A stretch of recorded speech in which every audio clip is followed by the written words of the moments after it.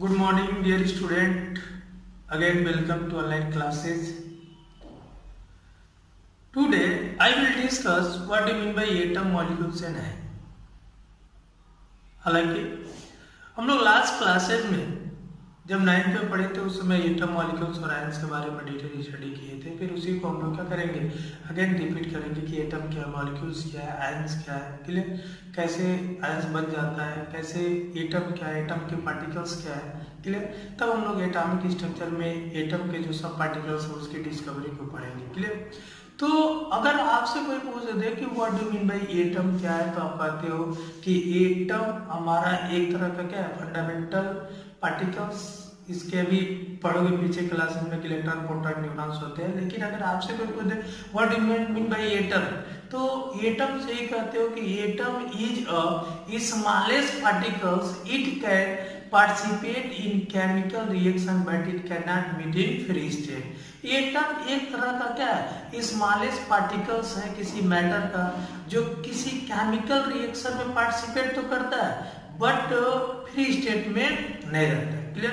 आप लोग को 9th क्लास में मैंने बताया था कि 1 to 20 आप लोग atomic number with atomic mass तैयार कर लो। लेकिन जब आप 11th क्लास में आते हो तो 1 to 30 atomic number with atomic mass आपको एकदम तैयार होना मस्ट है, जिससे आपको केमिस्ट्री पढ़ना थोड़ा सा आसान लगने लगेगा, क्लियर। जैसे मान लो किसी एटम का एटॉमिक मास आपको देखना है, मॉलिक्यूलर मास निकालना है, मोलर मास निकालना है, तो किसी एटम का एटॉमिक मास जानना है। और जब एटम का एटॉमिक मास ही जानना है, एटॉमिक मास जानोगे, उस केसेस में क्या होगा, आप ढूंढने लगोगे बुक में किस एटम का एटॉमिक मास क्या है, और आपको लर्न किए हो तो इजीली आ जाएगा। जैसे मान लो सोडियम एटम आपके दिमाग में आ गया, तो सोडियम एटम का एटॉमिक नंबर क्या 11 है, उसका मास क्या 23 है।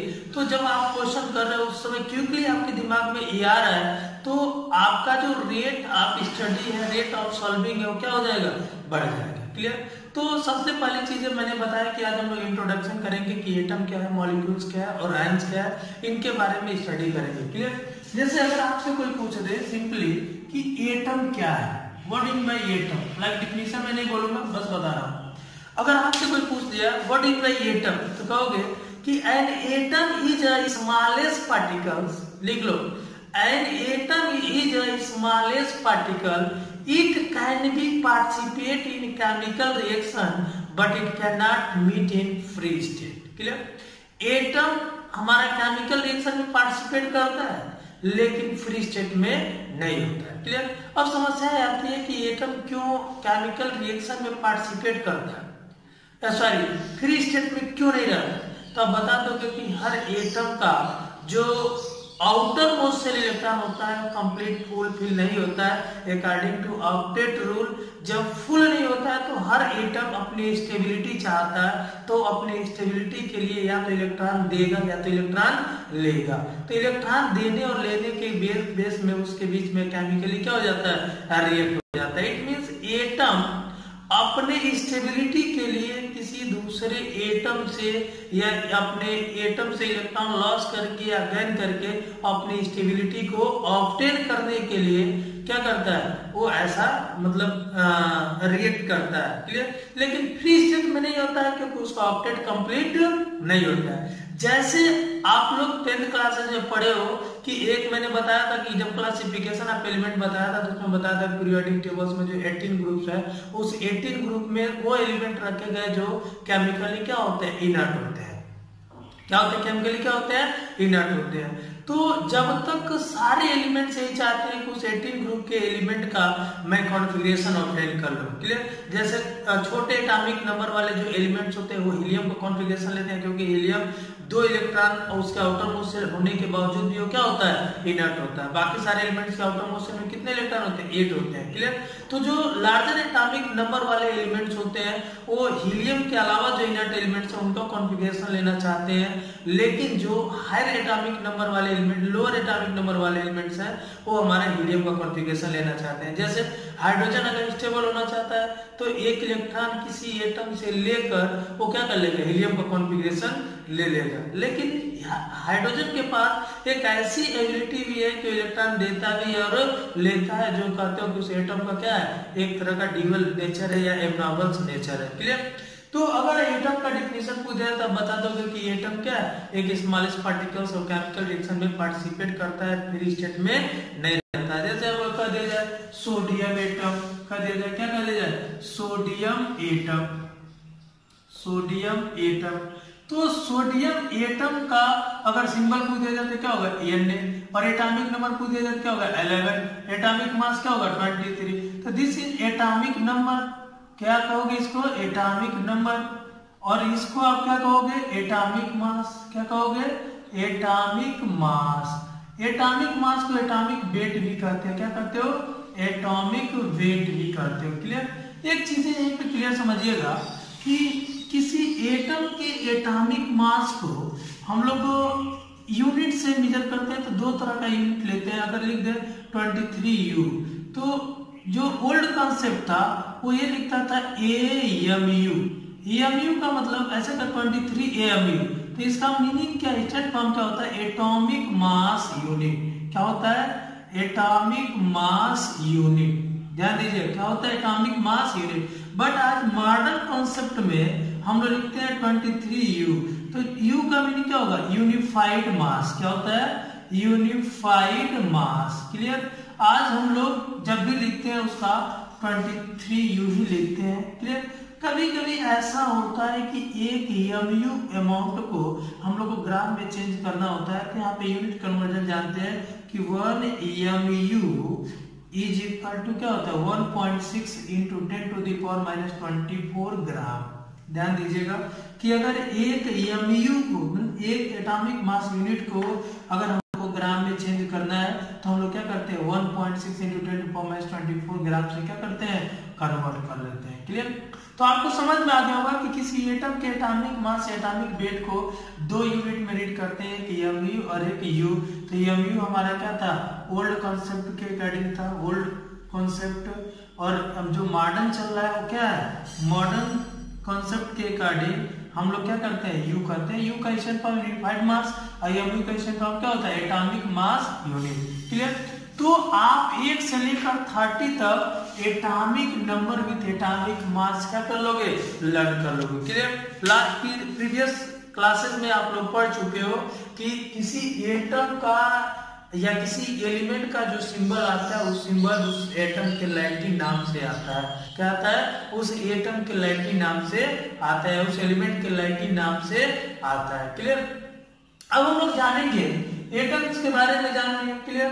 अभी हम लोग देखो यहाँ पे डाल्टन्स थ्योरी ये कहती है कि एटम ही किसी मैटर का स्मॉलेस्ट पार्टिकल्स, लेकिन मॉडर्न थ्योरी कहती है कि एटम स्मॉलेस्ट पार्टिकल्स नहीं, एटम में भी हमारा सब पार्टिकल्स प्रेजेंट होते हैं। वो सब पार्टिकल्स दो फॉर्मेट में प्रेजेंट होते हैं कि स्टेबल और दूसरा अनस्टेबल। क्लियर। तो वो सब एटम के दो सब पार्टिकल्स की स्टडी करोगे। यहाँ पे थोड़ा सा मैं डिस्कशन कर देता हूँ, लेकिन हम लोग डिटेल स्टडी नेक्स्ट चैप्टर में करेंगे। एटम के दो तरह के सब पार्टिकल्स होते हैं, जिसमें पहला जो सब पार्टिकल्स है वो स्टेबल होता है और दूसरा जो होता है अनस्टेबल होता है। क्या होता है अनस्टेबल होता है। क्लियर। तो जो स्टेबल सब पार्टिकल्स हैं, स्टेबल सब पार्टिकल्स, ध्यान दीजिएगा सब पार्टिकल्स वो आइए अनस्टेबल सब पार्टिकल्स।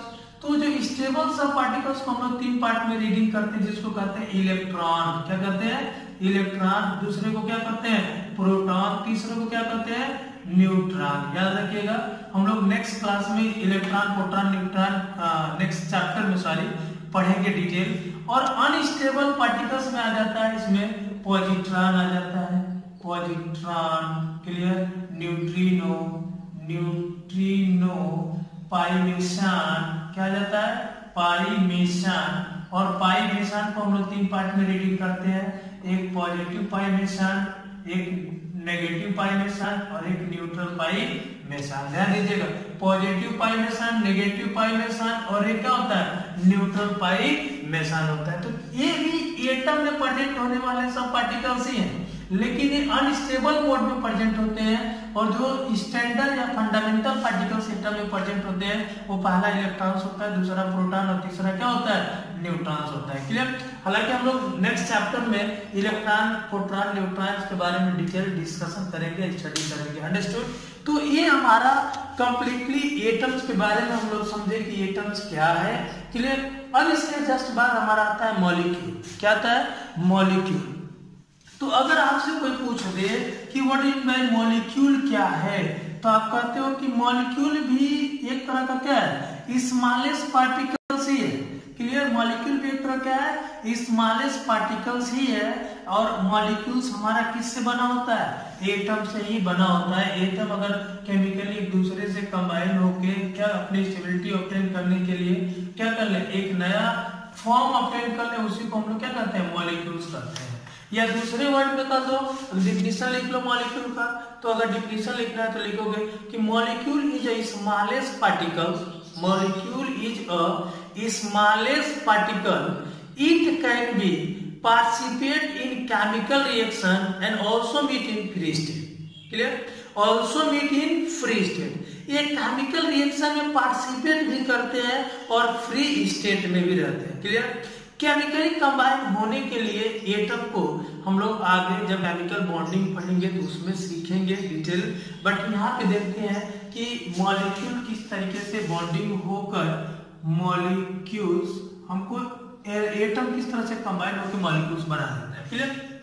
डिफिनेशन समझ में आ गया होगा, लिख भी लिए होंगे कि मॉलिक्यूल्स एक तरह क्या है, स्मॉलेस्ट पार्टिकल्स है, एक केमिकल रिएक्शन में पार्टिसिपेट करता है और फ्री स्टेट में भी होता है। क्लियर? जैसे देख लो, एक एटम मान लो मैंने ले लिया हाइड्रोजन एटम। क्या ले लिया? Hydrogen atom. और फिर दूसरा एक हाइड्रोजन एटम ले लिया, और इधर को यहाँ पे लिख सकते हो हाइड्रोजन एटम। क्या लिख सकते हो?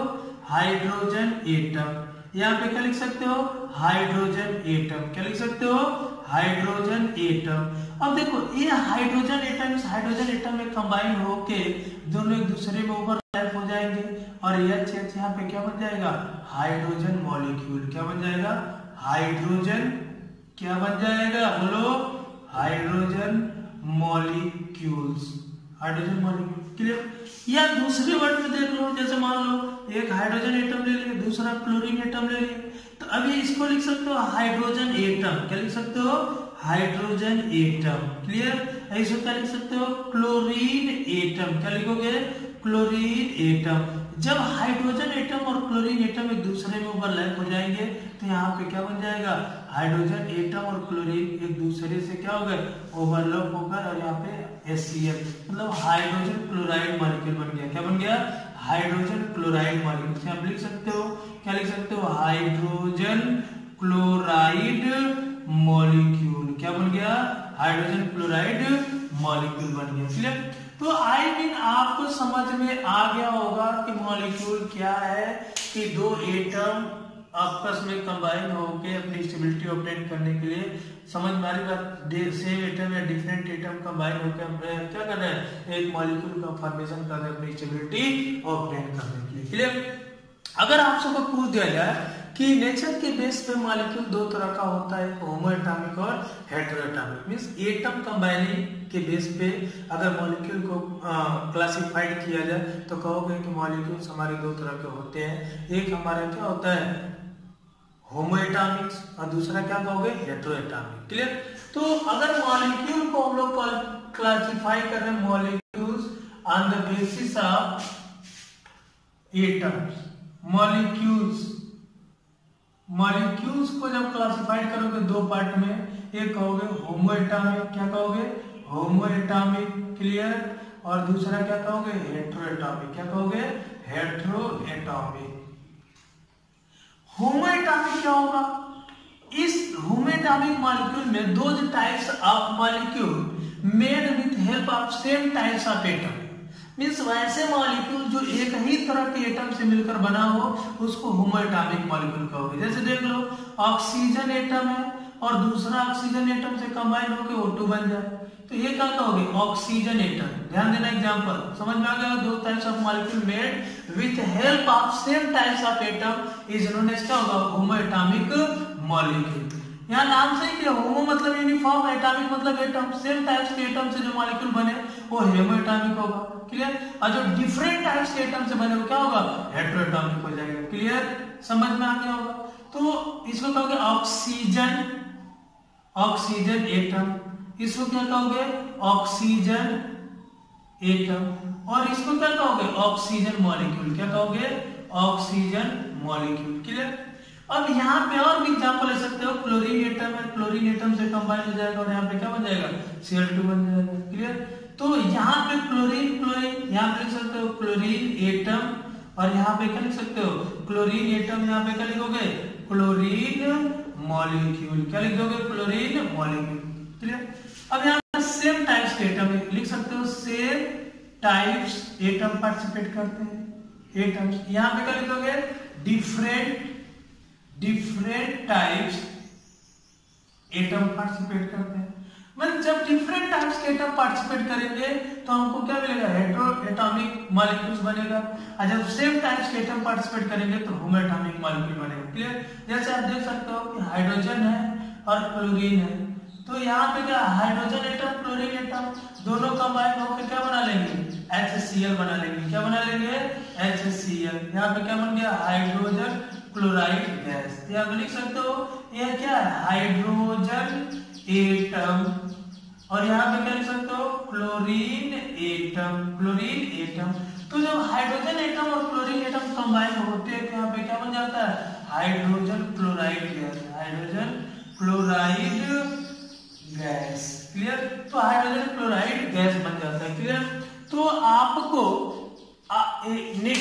मॉलिक्यूल्स के नेचर बेस पे क्लासिफाइड किया दो, एक हमारा होमो और हेटेरो, क्लियर। लेकिन नंबर्स ऑफ एटम के बेस पे अगर मॉलिक्यूल को क्लासिफाइड करते हैं तो हमारा कहते हैं कि 3 तरह का होता है, मोनो एटॉमिक, डाई एटॉमिक और पॉली एटॉमिक, क्लियर। तो अगर मॉलिक्यूल्स में नंबर्स ऑफ एटम के बेस पे मॉलिक्यूल को क्लासिफाइड करते हो तो आप कहते हो कि मॉलिक्यूल 3 तरह का होता है, clear. Classification of molecule on the basis of number of atom, clear, ध्यान देना। Classification of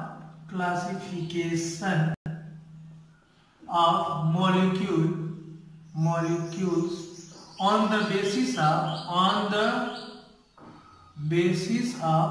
number of atom के बेस पे है, एटम भी कर सकते हो। 3 तरह का होता है, एक मोनो एटॉमिक मॉलिक्यूल होता है, दूसरा क्या होता है, डाई एटॉमिक होता है, डाई एटॉमिक, और तीसरा क्या होता है, पॉली एटॉमिक होता है, क्या होता है, पॉली एटॉमिक, क्लियर। तो अगर आपसे पूछ दिया जाए कि मोनो एटॉमिक क्या है, डाई एटॉमिक क्या है, पॉली एटॉमिक क्या है, तो आप कह सकते हो कि इस तरह के मॉलिक्यूल में केवल एक ही एटम पार्टिसिपेट करते हैं, क्या कह सकते हो, those types of molecule made with help of one atoms is known as monoatomic. या इस मॉलिक्यूल में केवल एक ही एटम पार्टिसिपेट कर रहा है तो हमारा क्या कहलाएगा, मोनोएटॉमिक मॉलिक्यूल कहलाता है, क्लियर। जैसे सोडियम एटम हो गया, हीलियम हो गया, नियॉन हो गया, आर्गन हो गया, क्रिप्टॉन हो गया, एटसेट्रा, ये सब एग्जांपल्स हैं किसके, मोनोएटॉमिक मॉलिक्यूल के, क्लियर। तो बता सकते हो कि इस तरह के मॉलिक्यूल में केवल एक ही एटम पार्टिसिपेट करते हैं, वो क्या कहलाएगा, मोनोएटॉमिक मॉलिक्यूल। और इस तरह के मॉलिक्यूल में हमारे 2 एटम पार्टिसिपेट करते हैं, डाई का मतलब 2 एटम पार्टिसिपेट, या देखो मोनो का मतलब क्या होता है, 1 एटम पार्टिसिपेट, 1 एटम पार्टिसिपेट्स, मतलब एक एटम पार्टिसिपेट करेंगे तो मोनोएटॉमिक, 2 एटम्स पार्टिसिपेट, जब 2 एटम पार्टिसिपेट करेंगे तो डाई एटॉमिक हो जाएगा। इसका एग्जांपल देख सकते हो, O2 हो जाएगा, Cl2 हो जाएगा, HCl हो जाएगा, क्लियर, HF हो जाएगा, एटसेट्रा। इज एग्जांपल ऑफ क्या, डाई एटॉमिक। डाई एटॉमिक भी हमारा क्या होता है, होमो हेटेरो दोनों हो सकता है। देखो O2 Cl2 ये क्या है, होमो एटॉमिक है, Cl और HF क्या है, डाई एटॉमिक है बट हेटेरो है। Poly atomic more than 2 atoms participate, मतलब मोर देन 2 एटम अगर पार्टिसिपेट करते हैं तो उसको हम लोग क्या कहते हैं, पॉली एटॉमिक कहते हैं, क्या कहते हैं, पॉली एटॉमिक कहते हैं। क्लियर। पॉली एटॉमिक में एग्जांपल दे सकते हो, देखो पॉली एटॉमिक में 3 एटम है तो ट्राई एटॉमिक कर दोगे, 4 है तो टेट्रा कर दोगे, 5 है तो पेंटा कर दोगे, 6 है तो हेक्सा कर दोगे। क्लियर। तो पॉली एटॉमिक में भी हमारा आता है try, tetra, tetra mean 4, try mean 3, पेंटा मीन 5। क्लियर। जैसे देख लो SO2 हमारा ट्राई एटॉमिक में 3 एटम पार्टिसिपेट किए, SO3 4 एटम पार्टिसिपेट किए, टेट्रा हो गया। क्लियर। PO4 है इसमें 5, PO4 3 माइनस इसमें 5 है। क्लियर। तो CH4 है इसमें 5 एटम एक्सेट्रा। ये हमारे क्या है, पॉली एटॉमिक मॉलिक्यूल्स है। क्लियर। क्या है, पॉली एटॉमिक मॉलिक्यूल्स है। तो आप बता सकते हो H2S भी क्या है, पॉली एटॉमिक मॉलिक्यूल्स है। क्लियर।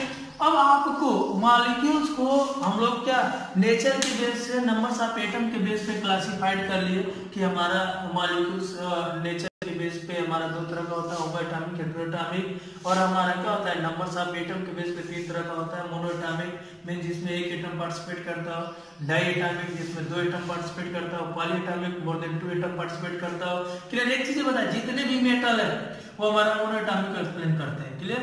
और हीलियम, नियॉन, आर्गन, क्रिप्टॉन, यहाँ से कई बार क्वेश्चन घुमाने के लिए पूछा जा सकता है कि उस मेटल का नाम बताओ या उस नॉन मेटल का नाम बताओ जो मोनो एटॉमिक होता है। तो आप जानते हो जितने इनर्ट गैसेज है सारा एक तरह क्या है, मोनो एटॉमिक मॉलिक्यूल्स होते हैं। क्लियर। अब मेटल तो ऑलरेडी है क्योंकि मेटल का एलिमेंट्री स्टेट क्या होता है, एटम फॉर्म ही होता है। बट नॉन मेटल का एलिमेंट्री स्टेट जैसे क्लोरीन, क्लोरीन एटम के फॉर्म में नहीं स्टेबल होता है, Cl2 के फॉर्म में होता है। ऑक्सीजन वो के फॉर्म में नहीं मिलता, O2 के फॉर्म में मिलता है। क्लियर। इसलिए वहां पे बोला जाता है ऑक्सीजन एटम, ऑक्सीजन मॉलिक्यूल। क्या बोला जाता है, oxygen atom and oxygen molecule. Clear. I mean हमें लग रहा है कि एटम मॉलिक्यूल समझ में आ गया होगा। क्लियर। नेक्स्ट लेक्चर में हम लोग आयंस और एटॉमिसिटी समझेंगे। ठीक है। Thank you.